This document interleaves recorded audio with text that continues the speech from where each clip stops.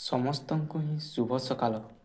ଆଜି ଆମେ ପଢ଼ିବା ଭାଷା ଓ ଲିପି ଓଡ଼ିଆ ଗ୍ରାମାର, ଯାହା ମ୍ୟାକ୍ସିମମ୍ ଗୋଟିଏ 2 ମାର୍କ ପଡ଼ୁଛି ଏଇଥିରୁ।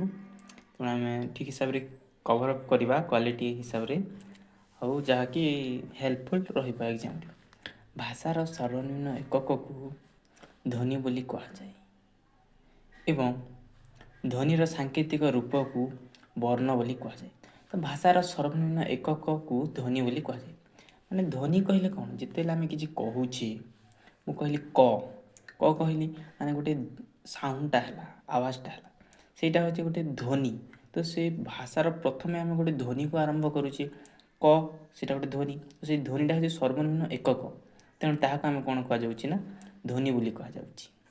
ଧ୍ୱନିର ସାଙ୍କେତିକ ରୂପ, ଆମେ ଯେଉଁଟା ସାଉଣ୍ଡଟା ଯେଉଁଟା ଆସୁଛି ତାହାର ଗୋଟେ ସଂକେତ ରହିଛି। ତ ଯେଉଁ ସାଙ୍କେତିକ ରୂପ ରହିଛି, ତାର ଗୋଟେ ରୂପ ରହିଛି, ରେଖ ରହିଛି, ତାହାକୁ ଆମେ କ'ଣ କହୁଛୁ ନା ସାଙ୍କେତିକ ରୂପ, ତାକୁ ଆମେ ବର୍ଣ୍ଣ କହୁଛୁ। ଏବଂ ଧ୍ୱନିର ଲିଖିତ ରୂପକୁ ଲିପି ବୋଲି କୁହାଯାଉଛି।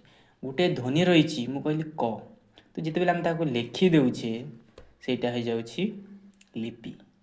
ମୁଁ ଗୋଟେ ସର୍ଟକଟ୍ କରିଛି, ଭାଷାର ସର୍ବନିମ୍ନ ଏକକକୁ ଧ୍ୱନି ବୋଲି କୁହାଯାଏ ଏବଂ ଧ୍ୱନିର ସାଙ୍କେତିକ ରୂପକୁ ବର୍ଣ୍ଣ ବୋଲି କୁହାଯାଏ ଏବଂ ଧ୍ୱନିର ଲିଖିତ ରୂପକୁ ଲିପି ବୋଲି କୁହାଯାଏ।